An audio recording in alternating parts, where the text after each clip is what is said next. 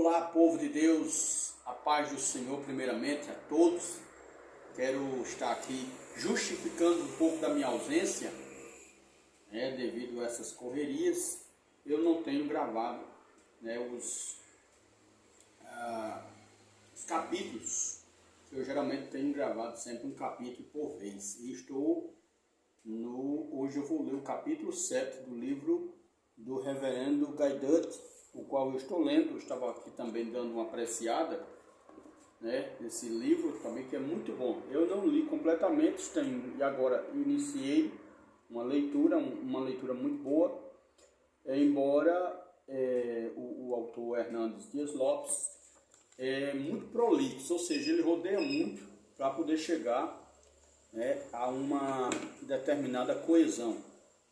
E com certeza também já li, eu acho que eu li quase 2 vezes esse livro. Eu acho que eu li 2 vezes, que é o livro do reverendo, do pastor Kenneth Hagin, 63 anos de casamento, hoje já está no paraíso, já está na glória. E eu li esse livro, também a minha esposa já leu, e é um livro maravilhoso. Casamento, divórcio e novo casamento. O livro do reverendo Dutt, ele é mais conciso, ou seja, ele é mais direto. Ele vai direto ao ponto na questão do divórcio e novo casamento. Trabalha sempre com essas 2 ideias primárias, que é o casamento como uma instituição divina, que Deus criou, que Deus quem escolheu, para que fosse assim como os animais crescem e multiplicam. Deus também quis que o homem crescesse e multiplicasse. E aí ordenou o casamento. O casamento é com pessoas do sexo oposto, pessoas homem e mulher, biologicamente macho e fêmea, como diz o ditado. E então, depois ele já entra na questão do divórcio, porque ele vai trabalhar essas 2 ideias ao mesmo tempo. Então, eu estou no capítulo 7, terminei o capítulo 6, dei uma marcadazinha aqui. E o capítulo 6 tratou diretamente do significado da palavra adultério, Ele tratou, deixa eu ver aqui para eu não estar enganando vocês, tá bom?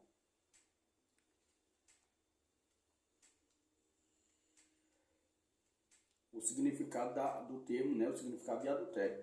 E o capítulo 7 que eu quero ler aqui rapidinho para vocês, eu sei que é um capítulo um pouco mais longo, mais denso, mas aí eu vou ler esse capítulo hoje, tá certo? E se você quiser deixar alguma pergunta para o seu amado irmão, presbítero Nunes, se você está num novo casamento, se você tem enfrentado dificuldades, chegou a um divórcio, sofreu muito, e infelizmente chegou a um divórcio, porque o divórcio é uma coisa que acontece que as pessoas, o correto não acontecer, o correto é que o divórcio nunca acontecesse. Mas nós sabemos que Deus permitiu o divórcio. O mesmo Deus que instituiu o casamento, ele também deu a permissão para o divórcio dentro de algumas situações. Lá no Antigo Testamento, ele permitiu Moisés dar carta de divórcio para as mulheres, para que fosse uma garantia para as mulheres, porque os homens, eles desprezavam as mulheres por qualquer motivo, e as mulheres ficavam sem chão, sem eira, sem beira, ficavam a dispor do destino, e muitas delas, para criar seus filhos, elas até se vendiam a prostituições, certo? E aí Deus criou a lei do divórcio para proteger as mulheres, ou seja, aquela mulher que saísse com a sua carta de divórcio em suas mãos, lavrada pelo seu próprio marido, e ali com a garantia de que ela fosse lá na frente, casasse com outro homem, ela com certeza iria ser recebida por aquele homem, não como uma mulher adúltera, que traiu o marido, porque claro que se ela traísse o marido, ela morreria. Mas era uma garantia, ou seja, o homem não podia dispensar a mulher de mãos abanando, tinha que sair com uma garantia. E esse termo, divórcio no hebraico, kerituf, eu acho que é essa palavra, kerituf, que significa cortar, separar desamarrar e deixar livre. Era a mesma palavra que era usada, por exemplo, para dar uma liberdade a um escravo. Então, a questão é, a mulher tinha o direito de casar novamente, o homem, a gente sabe que no Antigo Testamento o homem tinha muitas regalias, né? Ele não podia deitar-se com a mulher do outro, e aí era adultério. Mas se ele, por exemplo, ele podia pegar uma moça, né, se deitar com ela, o caso de Davi, por exemplo, me parece que é Davi, que uma mulher, uma moça, né, foi escolhida para aquecê-lo quando ele estava muito velho e estava na cama, né? Mesmo que aquela mulher não foi tocada por Davi, Davi não tinha, eu acredito que não tinha nem vigor, né, para possuir aquela moça, mas só o fato de ela deitar com ele, ela já foi considerada a mulher dele. Então a lei no Antigo Testamento, nessa questão para o homem, era bem complicada, porque dava liberdade, até mesmo, por exemplo, o chamado levirato, que foi criado pelo próprio Deus, essa lei, de que se um homem, né, se uma mulher casasse com um homem e esse homem falecesse sem deixar filhos, era permitido o irmão daquele homem, né, no caso o seu cunhado, deitar-se com ela, adotá-la como sua esposa para levantar filhos à descendência do seu irmão. Ou seja, os filhos que ele gerasse era considerado filho do que morreu. Seria considerado uma herança para dar continuidade à sua semente. Então são muitas coisas. Quanto para a mulher não tinha muita regalia, a gente sabe disso. Mas aí Deus permitiu essa situação, isso está no capítulo 24 de Deuteronômio, e a gente sabe que era a garantia que Deus estava dando para aquela pobre mulher que muitas vezes era desprezada, né, o homem divorciava dela simplesmente por ela queimar comida, por ela não cuidar bem da casa ou vice-versa. Na verdade era complicado também porque o homem geralmente dava a palavra que iria casar com a mulher, com aquela moça, que geralmente, segundo o historiador, o pesquisador William Coleman, no seu livro, ele diz que as mulheres casavam muito jovens, com 12 anos, né? Com 12, 13 anos, as meninas já eram dadas em casamento. Então, ficava difícil, às vezes o homem não tinha contato com a mulher, porque não é como hoje, aqui na nossa cultura, que o homem ia na casa da mulher, namorar lá até 12 horas da noite. Não, o homem não podia ficar em contato com a mulher, com aquela moça, porque no momento que ele tivesse contato físico com ela, já era considerado uma junção carnal. E ali não era permitido. Então, geralmente ele dava promessa, fazia promessa para o pai da moça, e a tal tempo se realizava o casamento. Então é isso. Então vamos para a nossa leitura. Eu já demarquei aqui, são pouquíssimas páginas, e conforme o nosso autor aqui do livro, Divórcio e Novo Casamento. Capítulo 7, a Lei de Cristo, de Mateus 19, versículo 9. Vieram a ele alguns fariseus e o experimentavam, perguntando: é lícito ao marido repudiar sua mulher por qualquer motivo? Mateus 19, verso 3. Analisaremos agora a questão do divórcio em um cenário diferente. Na Bíblia, há uma considerável repetição acerca de vários assuntos. Nessa passagem, o autor divino apresenta o mesmo problema em circunstâncias diferentes. Quando uma questão é repetida e novas informações são acrescentadas a ela, isso é chamado de lei da repetição. Embora o assunto seja repetido, nós o veremos de um novo ângulo e perceberemos novos detalhes. Nesse verso, Cristo está debatendo com os teólogos judeus acerca da questão do divórcio. Como já vimos, o problema era acirradamente discutido entre as escolas rabínicas rivais de Hillel e Shammai. O ponto básico desse verso era a legitimidade ou não da lei mosaica do divórcio por qualquer motivo. Esse era o ponto crucial que levara à discussão, à pergunta dos fariseus, embora uma pergunta astuta para pegar Jesus na palavra, como eles sabiam que João Batista tinha sido degolado por causa da condenação que ele fez à prática do divórcio, no caso ali, o divórcio fora do seu tempo. No caso, Herodes, possuindo a esposa do seu irmão, né, Filipe, que ainda estava vivo, o que era contra a lei, era um adultério.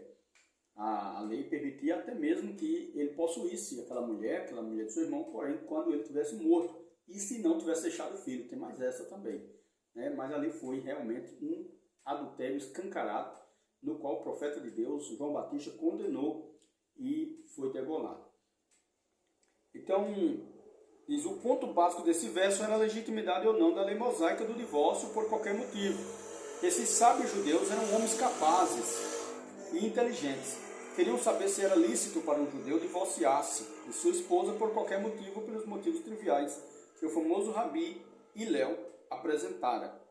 Eles não mencionaram a hipótese de um novo casamento, pois tal não era o ponto em questão. Não havia esse ponto em questão, todos sabiam que os judeus casavam novamente, né? Principalmente o homem. No caso, por exemplo, o homem adulterou, deixou a esposa, aquele homem era morto.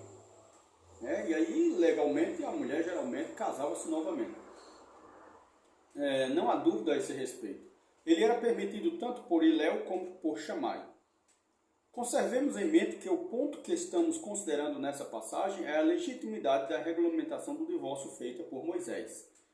Os principais defensores da tese do divórcio, como sendo apenas uma separação, aplicam a regra do assunto em debate em outras questões bíblicas e, portanto, seguiremos seu exemplo e iremos aplicá-la neste estudo. No apêndice, cito Carlos Finney ao dar as regras de interpretação. Ele era teólogo e advogado e aplicou na interpretação das Escrituras as mesmas regras que estou usando. Ele escreveu o seguinte, abre aspas, a linguagem deve ser interpretada de acordo com o assunto em debate. Teologia sistemática de Carlos Finney. A palavra assunto significa objeto ou matéria apresentada para consideração. Ponto em discussão. Black's Law Dictionary. Analisaremos então o assunto que foi apresentado a Cristo para consideração e veremos como ele definiu a questão em discussão. Abaixo damos em colunas separadas os textos de Mateus e Marcos e o leitor verá porque os principais entendidos na questão como Edersheim, Vincent, Alford e muitos outros dizem que Mateus contém um registro mais completo. E que ele ocupa o mais elevado plano das narrativas, enquanto o registro de Marcos é feito em forma mais condensada. Colocamos em grifo as frases de Mateus que são omitidas em Marcos. Então aqui, como ele colocou, né, em duas colunas, eu acho que é possível você observar, tem aí duas colunas, certo? Deixa eu aproximar mais aqui. Duas colunas direitinho aqui, ó. Nós sabemos que o livro de Marcos também traz sobre o divórcio, mas aí o relato de Marcos ele é muito curto e também muito impreciso.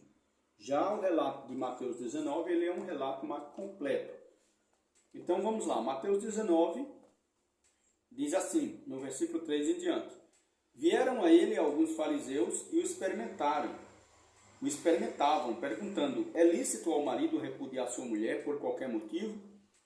Então respondeu ele, não tendes lido que o Criador desde o princípio os fez homem e mulher, e que disse, por esta razão, ou por esta causa, deixará o homem, o pai e a mãe se unirá à sua mulher, tornando-se os dois uma só carne, de modo que já não são mais dois, porém uma só carne. Portanto, o que Deus ajuntou não separe o homem. Por que mandou então Moisés dar carta de divórcio e repudiar? Respondeu-lhe Jesus, por causa da dureza do vosso coração, é que Moisés permitiu-vos repudiar vossa mulher, entretanto, não foi assim desde o princípio. Marcos 10, vamos lá, versículo 2. E aproximando-se alguns fariseus o experimentaram, perguntando-lhe, é lícito ao marido repudiar sua mulher? Ele lhes respondeu, que vos ordenou Moisés? Tornaram eles, Moisés permitiu lavrar carta de divórcio e repudiar. Mas Jesus lhe disse, por causa da dureza do vosso coração, ele vos deixou escrito esse mandamento. Porém, desde o princípio da criação, Deus os fez homem e mulher, por isso deixará o homem a seu pai e a mãe, e com a sua mulher serão os dois uma só carne. Portanto, o que Deus ajuntou, não separe o homem. Em casa, voltaram os discípulos e interrogaram-lhe sobre este assunto. Do outro lado tem a continuação, aqui, veja bem que aqui tem a continuação dessa passagem do livro que ele traça aqui. Deixa eu ver aqui da melhor forma que você vai observar. Tem a continuação dos versículos. Versículo 9 do livro de Mateus 19. Eu, porém, vos digo que quem repudiar sua mulher, não sendo por causa do adultério, e casar com outra, comete adultério. Disseram-lhe os discípulos, se esta é a condição do homem, relativamente à sua mulher, não convém casar. Versículo 11. Jesus, porém, lhes respondeu, nem todos são aptos para receber este conceito, mas apenas aqueles a quem é dado. Porque há eunucos de nascença, há eunucos a quem os homens fizeram tais, e há outros que a si mesmos se fizeram eunucos por causa do reino dos céus. Quem é apto para admitir, admita. Versículo 11 do livro de Marcos, capítulo 10. E ele lhes disse, quem repudiar sua mulher e casar com outra, comete adultério contra aquela. E se ela repudiar seu marido e casar com outro, comete adultério. Veja que o relato de Marcos ele é muito curto e também muito sem detalhes, né? Mas o relato de Mateus ele é bem mais completo, rico em detalhes, e é isso que faz com que nossa compreensão do assunto seja em um nível bem mais profundo. Primeiramente, devemos notar que Cristo e os judeus que o queriam testar interpretavam o termo lícito da mesma forma. Muitas vezes Jesus e os judeus e os apóstolos discutiam pontos da lei judaica, sempre usando o mesmo vocabulário. Em outra ocasião, em que se usou o termo lícito, a palavra lícito quer dizer correto,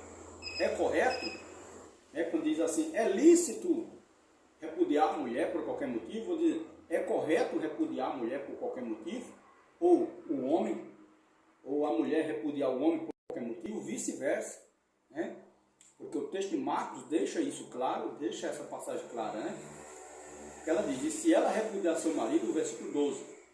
Então exige aqui uma troca de valores, né? Tanto para o homem quanto para a mulher. Tendo Jesus como os fariseus, deram a ele o mesmo significado. Perguntaram a Jesus, é lícito curar no sábado? Né? Essas perguntas que fizeram a Jesus em algumas circunstâncias. E Jesus respondeu, é lícito fazer bem aos sábados. Numa outra oportunidade, indagaram-lhe, é lícito pagar tributo a César ou não? Mateus 12, 14. Em cada um desses casos, a questão em foco era uma lei judaica. Isso se deu também no diálogo havido entre Jesus e os fariseus, quando eles lhe indagaram, é lícito ao marido repudiar sua mulher por qualquer motivo? Havia concordância entre eles quanto ao sentido das palavras lícito repudiar, exceto e adultério. Então, tanto Jesus quanto os fariseus compreenderam, né, a pergunta. A pergunta, ela, mesmo sendo capciosa, né, astuta, mas o ponto principal da pergunta era, é correto deixar a mulher ou a mulher deixar o marido por questões tolas? Jesus diz, não lembra, né? Vocês não leram que no princípio o Criador fez macho e fêmea, né? E por este motivo, qual motivo? Que macho e fêmea é que se unem para quê? O propósito principal, a criação, né? A procriação. Então Jesus, estamos dizendo, se vai procriar, que zele da sua esposa, que a sua esposa zele do seu marido, e assim por diante.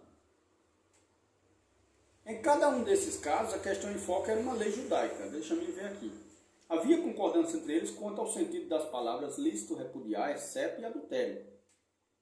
Consideremos o assunto em questão, ponto por ponto, para termos a ordem de pensamento lógica dos versos 3 ao 9. No verso 3, os fariseus, com estratégia bem planificada, apresentaram ao Senhor sua pergunta-teste acerca da legitimidade da lei de Moisés, que permitia a dissolução do casamento por qualquer motivo. Como já observamos, ela aplica-se à mulher que fosse uma cozinheira ou dona de casa, ou ao caso de o homem desejar casar-se com outra mulher que considerasse mais bonita ou qualquer outra razão. Né? Nos versos 4 a 6, Jesus ultrapassa a lei deuteronômica, que era a base do argumento farisaico, que leva-nos à primeira lei matrimonial. Ao apelar para a lei original, Jesus ensinou que as bases do casamento achavam-se no ideal do Criador, de que o homem e a mulher fossem uma só carne. A natureza constitutiva do homem exigia que ele tivesse uma companheira que fosse da natureza semelhante a dele, um completando o outro. Não foi assim desde o princípio. Os teólogos católicos e anglicanos já argumentaram exaustivamente acerca dessas palavras para apoiar sua doutrina de divórcio sem outro casamento. Seu conceito pode ser resumido em 3 pontos. Então, há um problema aqui que os teólogos católicos e anglicanos acreditavam que a pessoa que se divorciasse deveria permanecer sem casar, porque ele formaria uma só carne e não separaria mais, ou seja, só se aquela pessoa morresse. Vamos ver o que o autor diz aqui nessa passagem aqui, certo? Primeiro, ao chamar a atenção para a instituição original do matrimônio, Jesus ensinou que a união conjugal é indissolúvel. Se ela é indissolúvel, então o divórcio não faz sentido, né? Porque a palavra divórcio, ela dá ideia de corte, de separação, de deixar livre. Nós já vimos isso. E como poderia ser indissolúvel, mesmo ficando sem casar com outra pessoa, mas aplicar a palavra divórcio é impossível, é incoerente, né? Não pode aplicar a palavra divórcio para uma coisa que é indissolúvel. Vamos lá. O novo casamento, ponto 2. O novo casamento da parte inocente enquanto o outro cônjuge estiver vivo é moralmente errado. Somente a morte pode romper o vínculo matrimonial. Olha só. Já desprovamos esses argumentos demonstrando que a lei mosaica permitia a dissolução da união e dava direito à mulher de tornar-se esposa de outro homem. Ao apelar para a lei original, Jesus fez a reafirmação do intuito do Criador, formação do intento do Criador e do objetivo do casamento. O ideal divino na lei do Novo Testamento tem suas bases no original. Mas ao apontar para o primeiro casamento, Jesus revelou também a perfeição no Éden. Adão não era adúltero, tampouco era Eva. Havia apenas um homem e uma mulher no mundo. Se tivesse havido outro homem e Eva tivesse ido viver com ele em adultério, seria o propósito do Criador que Adão vivesse numa condição a respeito da qual ele mesmo disse: não é bom que o homem esteja só.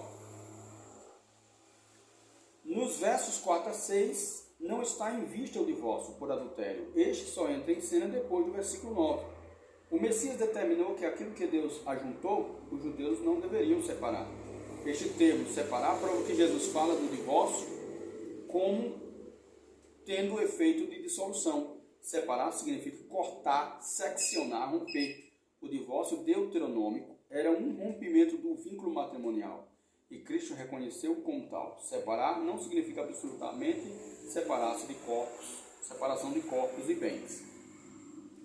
Existe um contraste entre ajuntar e separar. O casal ajuntar quanto à separação, quando é separado não está mais ajuntado. É verdade que no início os homens não se divorciavam de suas esposas, mas também é verdade, como veremos mais tarde, que no princípio eles executavam esposas adúlteras. Não havia necessidade do divórcio quando as esposas eram executadas. Levítico 20, verso 10. No verso 7, os teólogos judeus lançaram seu ataque mais forte, porque Moisés permitiu da carta de divórcio repudiar a esposa. Foi a pergunta.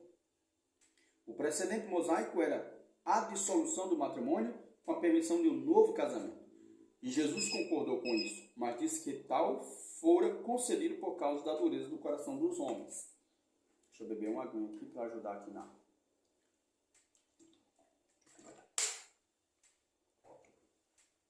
Vamos lá? O Senhor não disse nada contra a lei mosaica que prescrevia pena de morte para o adultério, ou para o adulto, e a proclamação da morte também constava dos regulamentos judaicos. Jesus reconheceu o fato e fez referência a ele. Mateus 15, 4, João 8, 3 ao 7. Vê também João 19, verso 7. Devemos observar de passagem que no início também não havia uma separação de corpos e bens. No verso 9, Jesus dá com uma sentença o sumário da questão toda. Quem repudiar a esposa, separar-se, exceto em caso de adultério, se casar com outra, comete adultério. Os fariseus receberam a resposta de Jesus para sua pergunta como a apresentaram e como a entenderam. Nos versos 3 a 9, o termo legal repudiar foi usado 4 vezes na discussão, 2 vezes pelos fariseus e 2 vezes por Jesus. Nos versos 3, verso 7 e verso 8, aparece 3 vezes, empregado por ambos os lados. Esse termo tinha o sentido de dissolução, e então, porque o recurso de magia, essa palavra se transformou em separação no verso 9. Né? Jesus não fazia uso da linguagem dúbia, ou seja, uma linguagem que trazia dúvida. O significado da palavra não variou de dissolução para separação do discurso de uma mesma disputa. Então aqui eu espero que você entenda, o autor está contrabalanceando a ideia de quem entende que a palavra dissolução tenha se tornado em separação. Dissolver é desligar totalmente. E separar, simplesmente tem gente que diz, fulano separa, vai morar com os pais e só pode casar de novo quando aquele seu cônjuge morrer. E isso não é verdade, porque aquele seu cônjuge que ele se separa ali, e geralmente ele vai arrumar outra pessoa, ou vice-versa, ou ela arruma outra pessoa, e há uma junção carnal, não precisa nem ela ir lá no cartório e assinar um casamento. Só o fato de ela ou de ele ter contato sexual com outro homem, com outra mulher ou com outra mulher, já desfez o casamento. Então isso é fato. Então essa vem a questão que mais lá na frente, ele vai tratar da questão do divórcio bíblico e o divórcio dos tribunais. É onde tem a diferença, que hoje em dia se pratica muito essa questão. Existem os divórcios concedidos e existe o divórcio que é amparado pela Bíblia, que no caso é aquela pessoa que foi traída, aquela pessoa que teve uma discussão e de repente separou-se normalmente, né? Um ficou na casa do pai e o outro foi gandaia, caiu no mundo mesmo. Ali praticamente já desfez o casamento, porque ele ou ela estão vivendo uma vida dissolúvel, uma vida de pecado. E aí sim quebra esse vínculo matrimonial. Deixa eu ver aqui o significado. Vou ajeitar aqui essa cadeira. Aqui eu já li o significado da palavra. Não variou de dissolução para separação no decurso de uma mesma disputa. O professor John H. Whittemore, autoridade em leis, adverte-nos contra os intérpretes que emprestam às palavras significados que lhes interessam. Ele os chama de magos das palavras. Diz que quando as pessoas se acham diante de uma palavra que queriam modificar, diziam, pronto, altere-se. E é isso que muitas pessoas fazem com essa questão em Mateus 19, verso 9. Então eu gosto da sinceridade desse autor, porque o texto, ele diz que o casamento, o próprio Jesus diz que o casamento é desfeito com a infidelidade conjugal. Agora tem uma questão, né? Dentro do contexto ali, do contexto judaico, o casamento era mais para procriação. Hoje a gente sabe que o casamento não é para procriação. Por exemplo, quando se casam, por exemplo, deixa eu ver aqui, um casal jovem que ainda está cursando faculdade, que ainda tem um projeto, que ainda não comprou a sua casa própria, aí eles entram em um acordo para o seguinte, que só querem se tornar em paz quando conseguirem seus objetivos. Então o casamento daquele período não é mais considerado o mesmo de hoje. Hoje temos lemas diferentes, né? Ninguém casa para viver sozinho, um casal a vida inteira, mas pensa-se em filhos. Então quando isso acontece, é importante ressaltar que o que é infidelidade conjugal? Somente o sexo? Não. Somente a união na cama? Não. O casamento não pode ser considerado só um propósito para a procriação. É importante, enquanto, por exemplo, a mulher está numa faculdade, o homem está no seu trabalho, o também está numa faculdade, eles estão com um propósito. E isso é o casamento. Se um deles trai essa confiança, aí eu não sei, né? Não posso garantir, mas isso quebra o vínculo do matrimônio também. E assim por diante.